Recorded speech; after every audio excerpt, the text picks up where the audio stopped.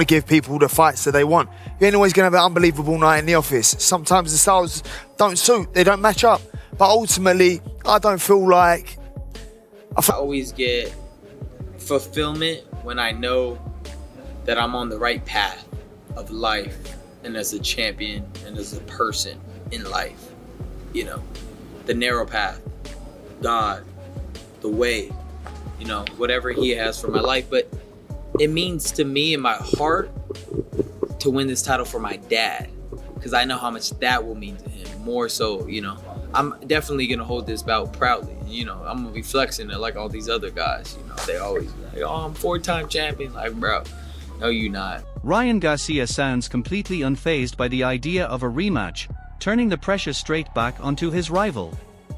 From his point of view, he walked away from the first fight without serious damage, while the other side was left dealing with the physical and mental consequences. The confidence is obvious, but so is the psychological warfare. Ryan Garcia is not just questioning whether his opponent wants the rematch, he is questioning whether he is mentally ready to relive what happened the first time. That makes this rivalry even more personal and explosive heading into the next chapter. Oh, no, I don't want to fight him. It's like, all right, bro, you don't want to fight? Fuck, I ain't gonna force you to fight. Shit, keep your ass over there. We're not worried. What do I gotta do? I mean, I didn't take no damage from that fight. He did. He had a broken jaw. He got to get his lick back. You see, my face was clean. I was like this. So it's all on him. If he don't want to, I wouldn't want to get back in the ring. I know. It's PTSD. So we'll see what's there. Whatever fight the public want, they can get. I'm here because I want to make the biggest fights possible. I want to make the most memorable nights in boxing. You know, the ones where people go, "Core, what a fight, what a night." Something to remember, history made, legacy made. That's why I'm here. So whoever wants it. Simon Jordan points out that boxing has always been filled with controversial moments, heated confrontations, and actions that cross the line. His argument is that the sport has seen far worse incidents over the years, which is why some people are treating this latest drama differently. However, the bigger issue is not just what happened, but how fighters choose to conduct themselves under pressure. Simon Jordan is essentially questioning where the line should be drawn and whether fans should excuse certain behavior simply because boxing has a history of chaos. That debate only adds more fuel to an already heated rivalry. I've been going crazy. How am I promoting violence? It's a fight, you idiot. This is I'm a boxer.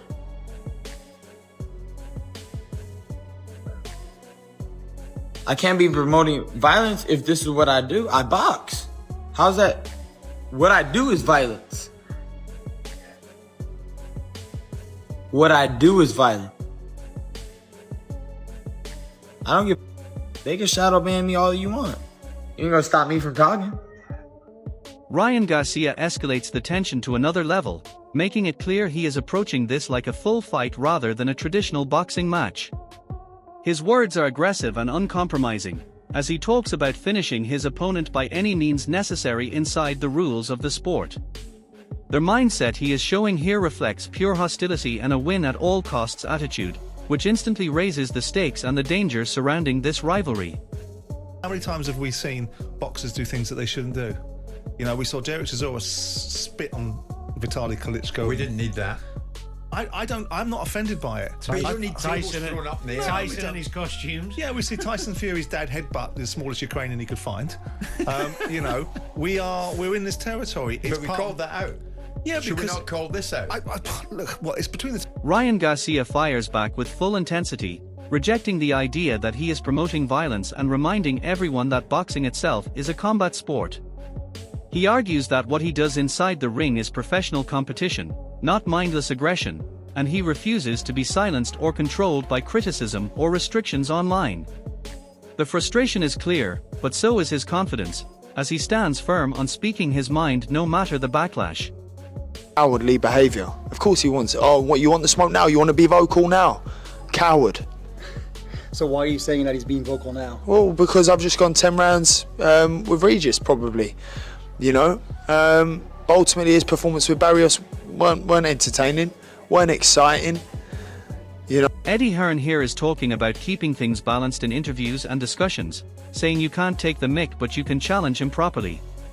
He's open to questions and debate if something doesn't make sense, encouraging real pushback rather than blind agreement, showing he respects honest conversation around boxing promotion and decisions. Bitch move. I really did. Have you spoken? I would to any never. of the- If you chin someone at a presser, if you do that, it's different. But when you carry something on the stage to hit someone around the face with, I weren't mad on it. That's all. But it does sell the fight. Yeah, and it's listen, an absolutely the fight's massive going to fight. sell anyway, Chad. Ryan Garcia here brings a personal edge to the rivalry, saying his wife was present when things escalated and he felt disrespected after being grabbed. That moment clearly shifted the situation from just sport to something more emotional for him. Garcia is now framing it as personal motivation, promising to be fully ready to respond inside the ring, turning tension and confrontation into fuel for what he sees as a chance to settle things properly. I promise you I'm leaving him in a stretcher. I promise you I'm leaving him in a stretcher. If I gotta bite it, I'm leaving him in a stretcher. If I gotta twist his arm and break his arm in the ring, I will. This is not a fight to me, dog. I mean, this is not a boxing match. This is a fight. I'm coming to destroy his life. And if you think I'm playing around, well, people. Conor Benn here calls out Ryan Garcia's cowardly behavior, saying he only gets vocal when it suits him after fights. Benn argues that real fighters prove themselves in the ring, not through talk, especially after tough performances.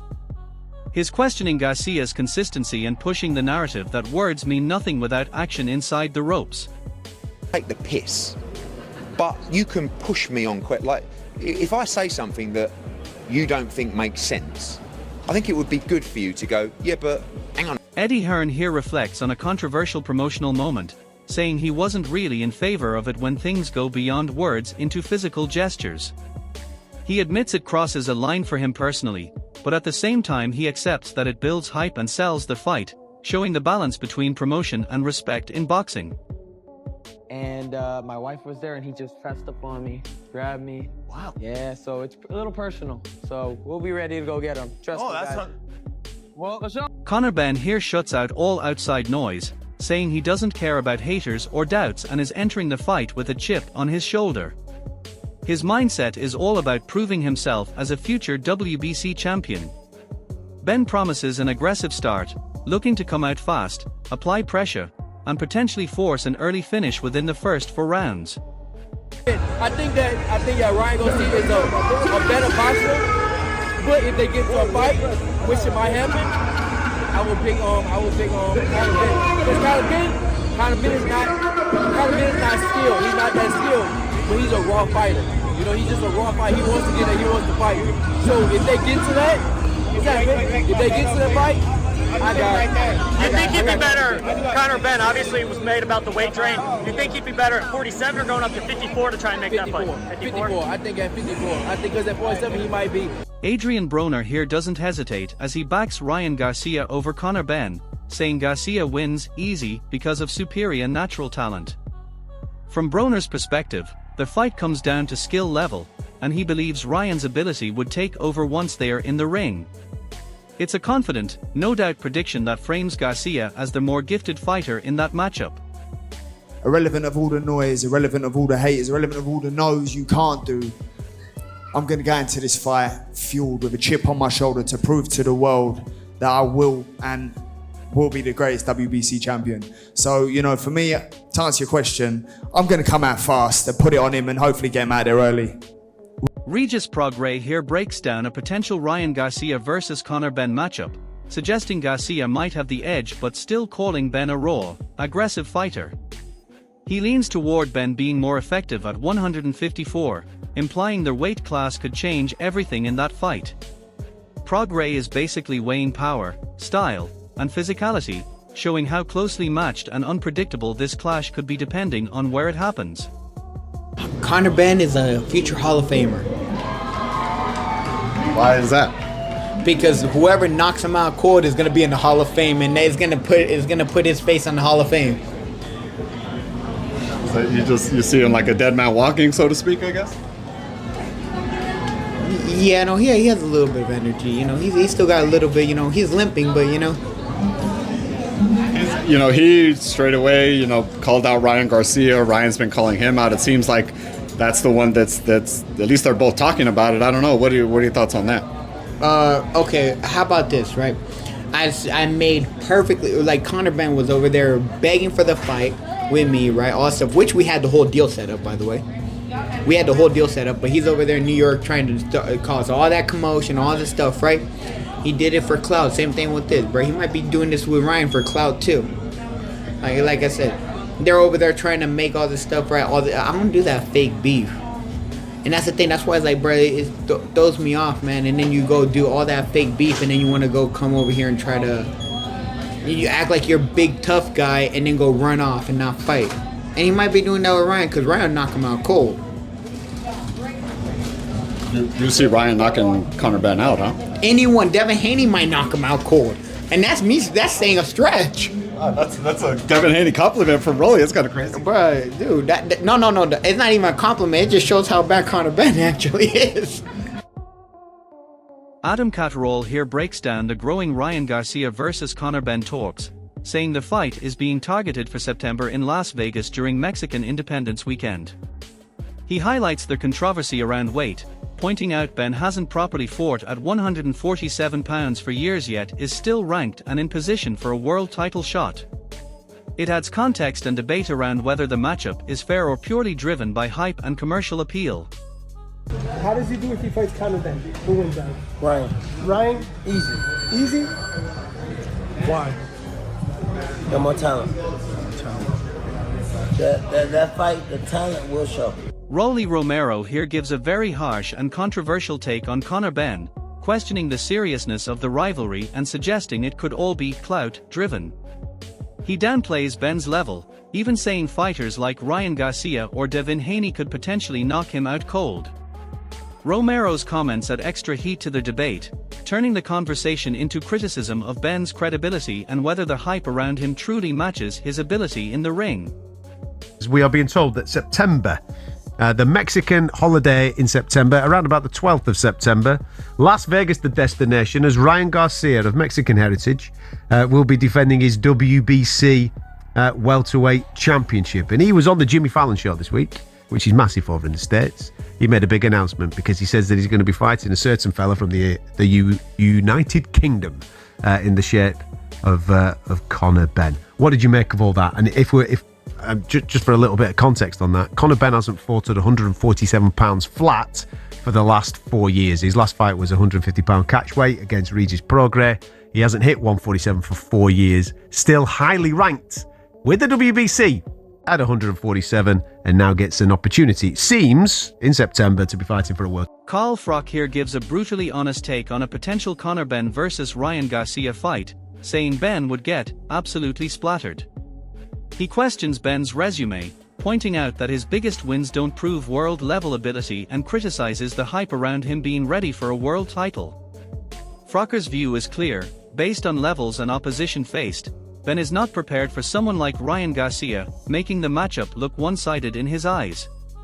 As well, but I don't think we're going to run into interference because we're going to have Ryan Garcia, Conor Benn in Vegas. We're going to have Canelo and Christian and Billy in Saudi Arabia. So time-wise, they'll both be able to see. You'll be able to see both. Canelo will go first in the morning, and then Ryan will go in the evening. But here he was on Jimmy Fallon.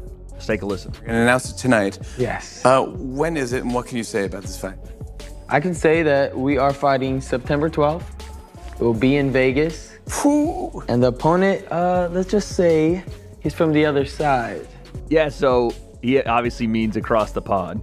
Are you going to fight He's across the pond. I'm sorry. Across the pond. I thought maybe he was from outer space. Like, all right, this is a lot of UFO talk and stuff like that. So I don't know if it was real. Yeah, so there you go. I can't even show too much of the Tonight Show, but it was cool. It was cool to see that Ryan Garcia, got the spot on the Tonight Show. He also went on to say one of the big reasons that Eddie Hearn here gives a measured breakdown of the potential Ryan Garcia versus Conor Benn fight, calling it a good and exciting matchup but questioning its global commercial impact, especially in America. He explains that both fighters carry more appeal in the UK than elsewhere.